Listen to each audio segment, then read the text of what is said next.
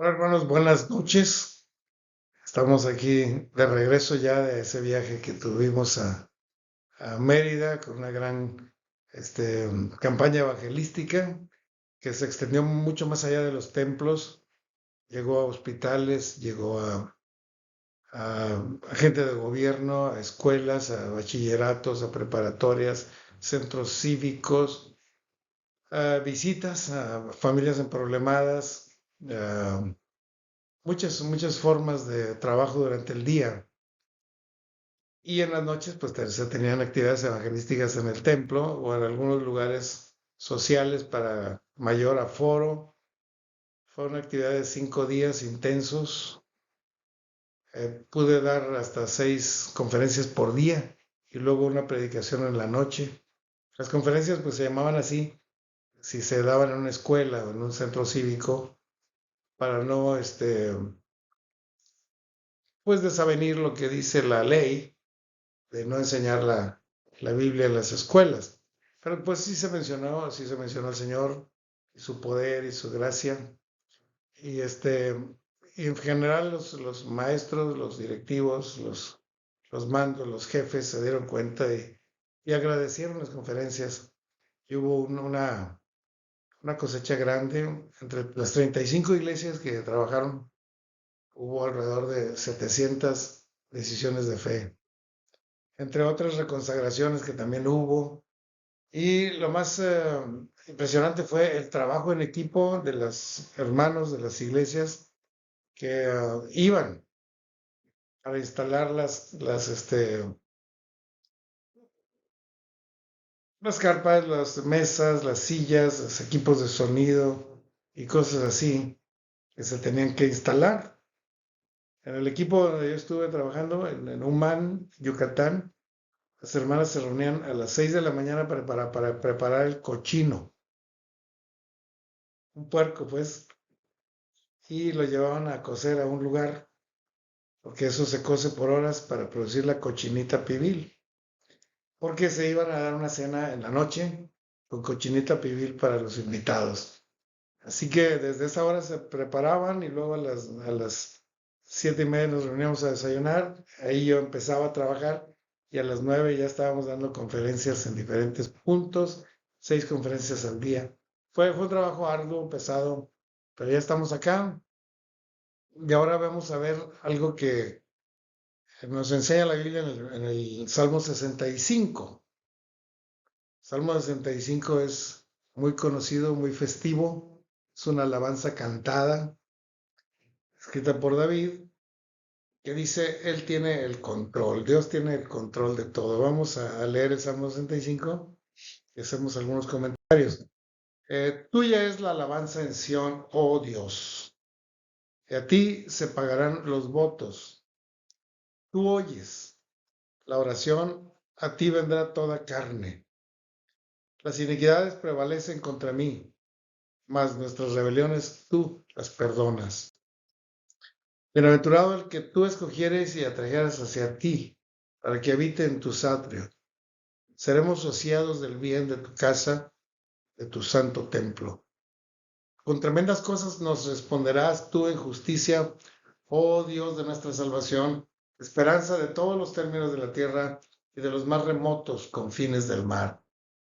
Tú, el que afirma los montes con su poder, ceñido de valentía, el que sosiega los estruendos de los mares, el estruendo de las ondas y el alboroto de las naciones.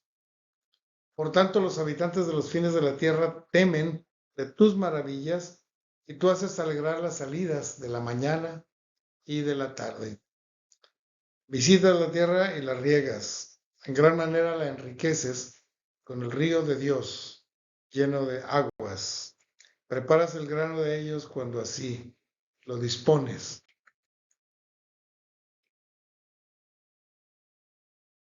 Haces que se empapen sus surcos, haces descender sus canales, las ablandas con lluvias y bendices sus renuevos. Tú coronas el año con tus bienes y tus nubes destilan grosura. Destilan sobre los pastizales del desierto y los collados se ciñen de alegría. Se visten de las manadas, de manadas los llanos y los valles se cubren de grano, dan voces de júbilo y aún cantan. Ahí termina este salmo hermoso. Y entendemos que es un salmo de David porque tiene el formato de David, el estilo clásico de David, aunque no dice salmos de David en el título, tiene esas cualidades. Aparte, David era el que enviaba al músico principal. Los otros salmistas no lo decían, pero Salmos de David decía, llévenselo al músico principal. Quiere decir, y se le iba a poner música, se le iban a poner instrumentos y se iba a usar como una canción y no solo como una declamación, pero como una canción y como una alabanza. Y cuando se mandaba al músico principal no es para que el músico principal se pusiera a cantar en medio de todos y le aplaudieran, estaba tan bonito, sino que era para que el músico principal lo hiciera público, lo enseñara a la gente y el pueblo cantara una alabanza al Señor. Así era la dinámica de la alabanza entre los israelitas y el estilo que impuso David. No es que David se fuera cantando por las calles, aunque podía hacerlo, sino que él lo escribía, recibía de Dios esta inspiración, mandaba al músico principal, que era un hombre de Dios también, entrenado en música, apto a más no poder, le ponía la melodía, la musicalización, los arreglos y hacía cantar no solo al coro de los levitas y a la orquesta de los levitas, sino que enseñaba al pueblo para que el pueblo todo cantara alabanzas. Ese es el quehacer de un ministro de música, distinto a lo que hace un cantante mundano, que él quiere ser el famoso y el rico con su música. Se declamaba y se cantaba por todo el pueblo en el Festival de las Cosechas, que si ustedes vieron, habla de cómo Dios provee tanto para hacer crecer la producción de alimento y de todo a través de la naturaleza. O sea, se declamaba y se cantaba en todo el pueblo en el Festival de las Cosechas y también fue adoptado, según dice la Septuaginta, que es una traducción de la Biblia que se hizo ya en el periodo intertestamentario, que Jeremías y Ezequiel usaron este salmo para animar al pueblo durante la transmigración a Babilonia y se usó también muy especialmente al regreso a Jerusalén. Fue un canto de alabanza y de gratitud. Exalta la acción de Dios como creador y como sustentador de todo lo que existe, diseñando el balance ecológico indispensable para que la tierra sea autosustentada. Eso es lo que exalta este salmo. Hace ver el poder tremendo de Dios en su creación, hace ver el cuidado de Dios en su sustentación, que Él mantiene todas las formas de vida en equilibrio, en un equilibrio ecológico que es muy necesario, digamos indispensable, para que la producción siga dándose. Nunca deja de haber frío, nunca deja de haber calor, nunca deja de haber lluvias, nunca deja de haber producción agrícola, nunca deja de haber alimento para los miles de millones de habitantes que somos en la Tierra. La Tierra da para alimentar a todo el mundo, a todos los seres vivientes, hombres y animales, porque Dios es fiel en su sustentación y poderoso para hacerlo. No lo podría hacer nadie más. Los hombres no podríamos producir alimento para comer nosotros mismos, si no Dios lo proveyera a través de la naturaleza. ¿Podemos entender eso? Eso es impresionante y grato. Decía yo a los muchachos en la preparatoria que Dios había creado las cosas y sustentado y que por eso teníamos alimento. Y dice, bueno, pero ¿quién nos ¿Cómo nos demuestra que Dios existe? Y no había tiempo de contestar una pregunta así tan sencilla como esa. Le digo, ¿cómo sabes que no existe? ¿Qué te hace pensar? Si tú existes, si tu papá existe, entonces alguien que hizo a tu padre y a tu abuelo existe. No hay forma de pensar que salimos solos. Ni siquiera una hormiga se forma sola. Dios formó el universo y Dios lo sustenta y tiene control de todas las cosas. Y para que haya alimento debe haber ese equilibrio ecológico que la ciencia ve amenazado, el calentamiento global por la contaminación celeste. Pero Dios es fiel y justo. A pesar del calentamiento, a pesar de las contaminaciones, a pesar de la flojera y a pesar de los intereses mezquinos de los hombres, Dios sigue proveyendo alimento para todos nosotros. Porque es fiel y porque es justo y porque cuida de su creación. Y le da de comer a los pajarillos que cantan y a los lirios que se visten mejor que Salomón y a nosotros también. Así que podemos creer eso y podemos estar tranquilos de que no nos vamos a morir de hambre. Nunca jamás. Recuerdo a un vecino que tuvimos y este vecino pues no tenía familia, estaba solo ahí.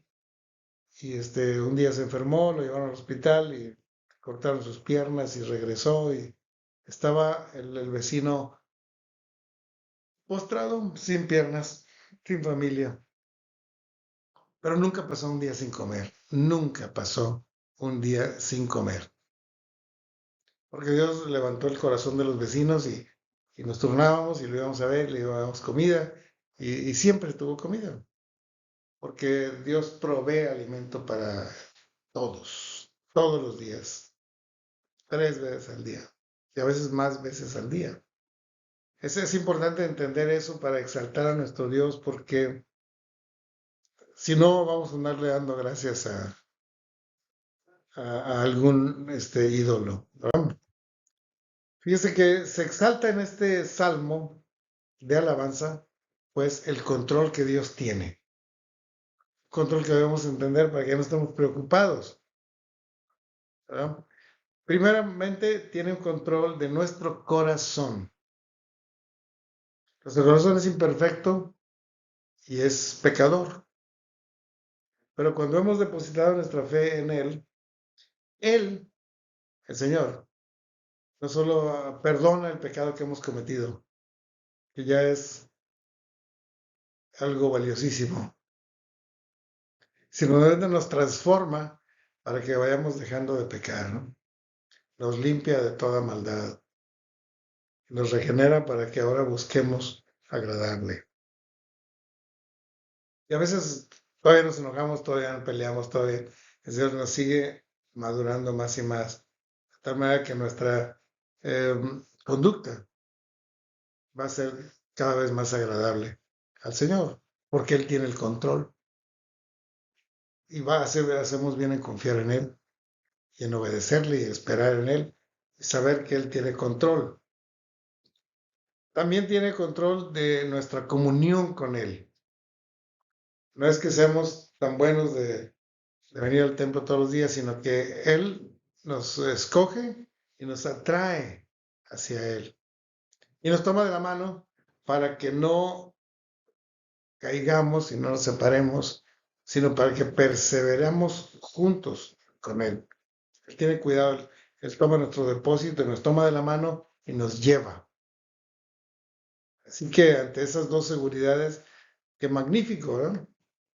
Él limpia nuestro corazón y nos purifica cada día y Él nos toma de la mano para que vayamos con Él el resto de nuestras vidas y hasta la eternidad, porque Él nos guiará aún más allá de la muerte, dice la Biblia, ¿verdad? También tiene un control total de la vida de su pueblo. Tiene el control de Israel y tiene el control de la iglesia. Y a ambos pueblos se le ha hecho uno, derribando la pared intermedia de separación. Pero lo que dice aquí en este salmo, que imparte justicia y salvación a todos los términos de la tierra. Es decir, el pueblo de Israel fue dispersado hacia todos los términos de la tierra. El pueblo de Israel, hay judíos en todas las naciones. Y luego esparció a la iglesia para alcanzar a esas naciones y que la oportunidad de salvación alcanzara a los judíos distantes y a los gentiles también. No es perfecta el cuidado que Dios tiene. Dice, hacia todos los términos de la tierra. Todos los términos. Porque decimos, bueno, hasta lo último de la tierra es otra forma de decirlo. Pero digo, ¿dónde está lo último? Si aquí está el principio, ¿dónde está lo último? Pues aquí atrás, ¿no? Porque si nos vamos por aquel lado, aquí atrás es lo último. Si nos vamos por este lado, acá atrás es lo último. Realmente es una expresión romántica decir hasta lo último y los términos, a todos los términos de la tierra, quisiera, hasta todos los extremos, hacia todos los lugares, allí es. Ahora que andábamos en Civica, Yucatán, les decía, oiganos, esto ya es lo último de la tierra, ¿verdad? Ya de aquí para allá ya no hay nada, ya no. No, pues ya todavía estaba Celestún y luego estaba el mar. Pero la realidad es que está bien lejos y el Evangelio ha llegado a toda nación, a toda lengua, a toda raza. Y quizá faltan algunas etnias por alcanzar. Pero el día que se alcancen, entonces el Señor habrá cumplido el propósito y entonces terminará este presente siglo de gracia para que el Señor venga por su iglesia y nos tome consigo. El Señor tiene pues un control de nuestro corazón, un control de nuestra comunión con Él y de la vida de su pueblo, donde imparte justicia, salvación a todos los términos de la tierra. Y también tiene cuidado el Señor y control de la naturaleza. Literalmente dice el sermón, el pasaje del Salmo 65, visita la tierra, la riega, la enriquece, provee el grano, empapa los surcos, bendice los renuevos, y los valles se cubren de granos y se llenan los llanos de manadas de animales. Mientras más alimento hay, más se reproducen los animales y más crece y sana la humanidad. Dios tiene cuidado de todas esas cosas, hermano. Esa certidumbre debe estar presente en cada hombre y mujer, pero sobre todo en los creyentes, en los hijos de Dios, para que no estemos peleando por un aguacate. No tendríamos que hacerlo. El Señor tiene alimento para todos. No es necesario pelear, y mucho menos. Así que vamos a dar gracias a Dios y nos despedimos. Señor, gracias por este Salmo 65 hermoso acerca de la fidelidad tuya, del poder tuyo, del control que tienes sobre nuestro corazón, sobre nuestra comunión, sobre tu iglesia y tu pueblo, y también sobre la naturaleza y los alimentos que ésta producen. Estamos agradecidos, Señor, contigo por tanta bondad para nosotros. Ayúdanos a poder extender esa fe entre los que nos conocen, pero no te conocen a ti todavía. Bendice a la iglesia y a su quehacer, su ministerio. Te lo rogamos en el nombre de Jesús, nuestro Señor y Salvador. Amén. Dios los bendiga, hermanos. Nos vemos pronto.